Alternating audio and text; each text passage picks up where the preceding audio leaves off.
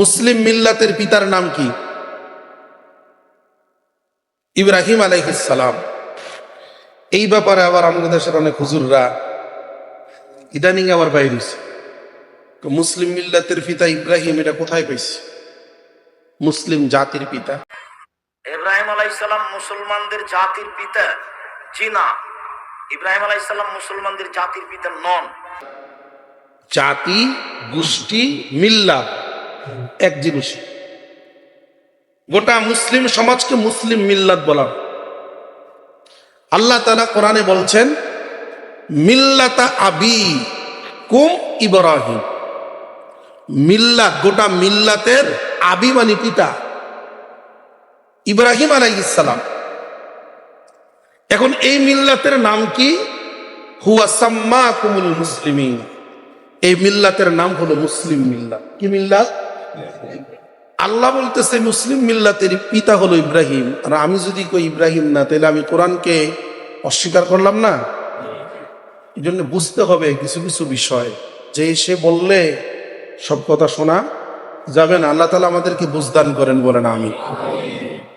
আজকে চক্রান্ত চলছে সব দিক থেকে, ইমান, ইসলাম, আমল, আখলাক সব কিছুর উপর আজ চক্রান্ত চলছে। এই বিশ্বময় মানব মণ্ডলীকে ধ্বংসের দিকে নিয়ে যাওয়ার জন্য পশ্চিমারা আজ চক্রান্ত করেই চলছে, ঠিক কিনা বলে? এজন্যে এই চক্রান্তগুলো খুব সূক্ষ্মভাবে আমাদেরকে প্রতিহত করতে হবে, তার প্রতিবাদ করতে হবে, এবং আমাদের ইমান ইসলামকে নিয়ে মৃত্যু পর্যন্ত আল্লাহর হুকুম মতো মুহাম্মদ সাল্লাল্লাহু আলাইহি ওয়াসাল্লামের তরিকা অনুযায়ী জীবনকে পরিচালনা করতে হবে, ঠিক কিনা বলেন? আল্লাহ পাক কবুল করেন, বলেন আমিন। সন্তান যখন বাবার সাথে চলতে পারে তখন আল্লাহ হুকুম করেছে যে সন্তানকে আমার রাস্তায় জবাই। সন্তান চেয়েছে কার কাছে? হে আল্লাহ, আমাকে তুমি সন্তান দাও, এভাবে নয়। হে আল্লাহ, হে রব, হে প্রতিপালক, আমাকে তুমি নেক সন্তান দাও। রব্বি হাবিলি মিনাস সলিহিন। সলিহিন মানে নেককার, পৌত, পবিত্র, ভদ্র। আল্লাহ রাব্বুল আলামিন ইব্রাহিম আলাইহিস সালাতু ওয়াস সালামের দরখাস্তকে মঞ্জুর করলেন। আল্লাহ যদি চান বয়োবৃদ্ধ মানুষকেও আল্লাহ সন্তান দিতে পারেন, আর আল্লাহ যদি না চান তাগড়া যুবক সন্তানের মালিক হতে পারে না। আল্লাহ চাইলে হয়, না চাইলে হয় না। এটার নাম বিশ্বাস, ইয়াকিন। আল্লাহ রাব্বুল আলামিন বললেন ইব্রাহিমের দরখাস্ত আমি আল্লাহ শুধু শুনছি না, তার দরখাস্তকে মঞ্জুর করলাম এবং ঘোষণা দিয়ে দিলাম ফাবাশশারনাহু বিগুলামিন হালিম। হে ইব্রাহিম, আমি তোমাকে এক পূত, পবিত্র, ভদ্র সন্তান দেওয়ার ঘোষণা দিয়ে দিলাম। সুবহানাল্লাহ। এই বৃদ্ধ বয়সে যদি কেউ সন্তান পায়, এত বছর হয়ে গেল কোনো সন্তান হয় না, সন্তান পাওয়ার আকাঙ্ক্ষা কেন? সন্তানকে ইঞ্জিনিয়ার বানাবে সেজন্য নয়, সন্তান ডাক্তার বানাবে সেজন্য নয়, সন্তান চাওয়ার আকাঙ্ক্ষা ছিল এই জন্যে, কারণ আমি আল্লাহর দ্বীনের দাওয়াত মানুষের কাছে পৌঁছে দিচ্ছি। আমার যদি সন্তান না থাকে আর আমি দুনিয়া থেকে বিদায় হয়ে গেলে, দাওয়াতের কাজ যদি বন্ধ হয়ে যায়, তাহলে আল্লাহর জমিনে আল্লাহর দ্বীন কে প্রচার করবে? এই জন্য আল্লাহর কাছে পূত পবিত্র সন্তান চেয়েছে, যেন আল্লাহর দ্বীনের কাজ করতে পারে। প্রিয় ভাইয়েরা, মুরব্বী বাবারা, আল্লাহ রাব্বুল আলামিন এই সন্তান দিলেন। সন্তান যখন প্রসব হয়েছে, দ্বিতীয় স্ত্রী হযরতে হাজরা আলাইহিস সালাতু ওয়াস সালামের কোলে যখন সন্তান এসেছে, সন্তানের মাত্র কয়েকদিন আল্লাহর হুকুম হয়ে গেল ইব্রাহিম, এই সন্তান এখানে তুমি লালন পালন করতে পারবে না। কেননা এই সন্তানকে আমি নির্দিষ্ট একটা জায়গার জন্য পাঠাইছি, যেই জায়গাটা আমি বিশ্ববাসীর কাছে রহমত করে উপস্থাপন করব। সুবহানাল্লাহ। আল্লাহ তাআলার কি এক প্রেম, কি এক ভালোবাসা। মানুষ তো একটু কষ্ট পেলেই অসহ্য দিশেহারা হয়ে যায়, কিন্তু এই কষ্টের মধ্যে আল্লাহ তাআলা অনেক কল্যাণ রাখে, ঠিক কিনা বলে? হযরত ইব্রাহিমের কাছে জিবরাইলকে পাঠালেন। জিবরাইল আলাইহিস সালাম বললেন, ইব্রাহিম, আপনার নবজাতক শিশু এবং তার মাকে নিয়ে চলুন। কোথায়? বলে আল্লাহ তাআলা হুকুম করেছে। ইব্রাহিম আর প্রশ্ন করলেন না, নবজাতক শিশু এবং তার মাকে নিয়ে রওনা দিলেন। যেতে যাইতে বহু দূর চলে গেলেন বর্তমান মক্কা, যাকে বলা হতো বাক্কা। এখানে কোনো মানুষ ছিল না, গাছপালা ছিল না, নদী নালা খাল বিল কিছুই ছিল না, জনমানবহীন শূন্য এলাকা, যাকে বলা হতো বাক্কা। এই বাক্কায় কোনো মানুষ বসবাস করতো না, কারণ পানিও ছিল না, খাবারের ব্যবস্থাও ছিল না, গাছপালাও ছিল না, শুধু ছিল মরুভূমি। ওই মরুভূমির মধ্যে হযরত ইব্রাহিম আলাইহিস সালাম তার স্ত্রী এবং সন্তানকে নিয়ে আসলেন। জিবরাইল বললেন, আল্লাহর পয়গম্বর থামেন, এখানে আপনার স্ত্রী এবং সন্তানকে রাখুন। সন্তান এবং স্ত্রীকে উটের পিঠ থেকে নামালেন। এবার ইব্রাহিম বললেন, আমার কাজ কি? বলে, এবার চলেন।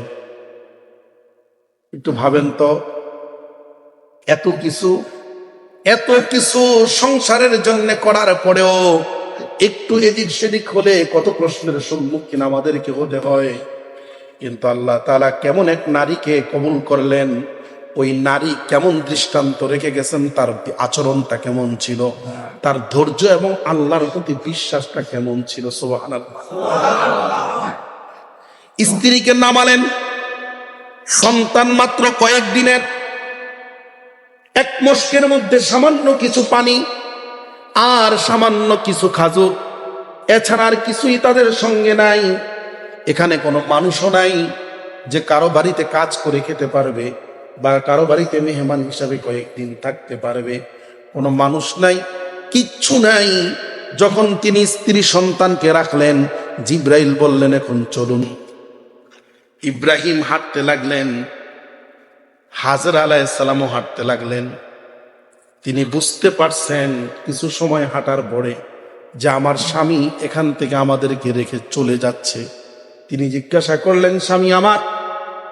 কিছু বললেন না। নবজাতক শিশু রেখে চলে যান, কোনো কথা বলতেছেন না। আমরা এখানে কেমন করে থাকবো, কিভাবে থাকবো, সেটা আমি আপনার কাছে জানতে চাই না। আমি শুধু জানতে চাই, আপনি যে এখানে আমাদেরকে রেখে যাচ্ছেন, এটা কি আপনার ইচ্ছায় রেখে যাচ্ছেন না আল্লাহর ইচ্ছায় রেখে যাচ্ছেন? এটা আপনার ইচ্ছায় না আল্লাহর ইচ্ছায়? তিনি বললেন, শাহাদাত আঙ্গুল উপরের দিকে ইশারা করলেন। তিনি বুঝালেন, এটা আমার ইচ্ছা নয়, এটা আমার আল্লাহর ইচ্ছা। এখানে মা এবং বাবা দুইজনেরই একটা পরীক্ষা। বাবা নবজাতক সন্তান তার পরিবারকে রেখে যেতে পারে না। পৃথিবীর মধ্যে সবচাইতে আপন হলো সন্তান এবং পরিবার। আর এমন এক মুহূর্তে এবং নির্জন এলাকার মধ্যে কেমন করে রেখে যায়, এটা কিভাবে সম্ভব? সম্ভব হয় তখন দুই দিক থেকে যখন ভালোবাসার টান আসে। যেই দিকে ভালোবাসার টান বেশি, ওই দিকেই মানুষ ছুটতে থাকে। কি বলেন, ঠিক কিনা? আল্লাহ চেয়েছেন পরীক্ষা করতে, সন্তান এবং স্ত্রীকে বেশি ভালোবাসে না আমি আল্লাহর হুকুমটাকে বেশি ভালোবাসে। এইটা দিয়ে আল্লাহ ইব্রাহিমকে পরীক্ষা করতে চেয়েছেন। আল্লাহ তাআলার পরীক্ষায় হযরত ইব্রাহিম আলাইহিস সালাম 100 থেকে 100 মার্ক নিয়ে তিনি পাশ করেছেন। সন্তান এবং স্ত্রীকে রেখে গেছেন, একবারও ফিরে তাকান নাই আল্লাহর হুকুম মানতে গিয়া। আরো আওয়াজ করে বলেন সুবহানাল্লাহ। এটার নাম ঈমান, এটার নাম আল্লাহর প্রতি ভালোবাসা। আয় মাস আয় আশিকে মৌলা হু মগর ইশক নিরালা, আয় আশিকে মৌলা হু মগর ইশক নিরালা, জুমলা জাহান বিস্কু তাজাল্লি সে উজালা। এটা হলো প্রেমের খেলা, এটা হলো ভালোবাসার খেলা।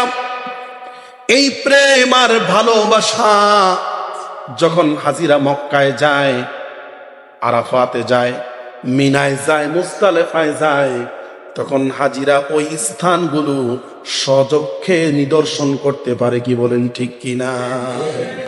এই শিক্ষাগুলো সেখান থেকে নিয়ে আসতে হয়। হাজেরা এবং তার সন্তানকে মক্কায় রেখে হযরত ইব্রাহিম চলে এসেছে আল্লাহর সন্তুষ্টির জন্য। হাজিরা এই শিক্ষাটা ওখান থেকে নিয়ে আসবে, আজ থেকে আমি আল্লাহর সন্তুষ্টির জন্য আমার সমস্ত পাপ ছেড়ে দিব, আল্লাহর সন্তুষ্টির জন্য সমস্ত নেক আমলগুলি গ্রহণ করব।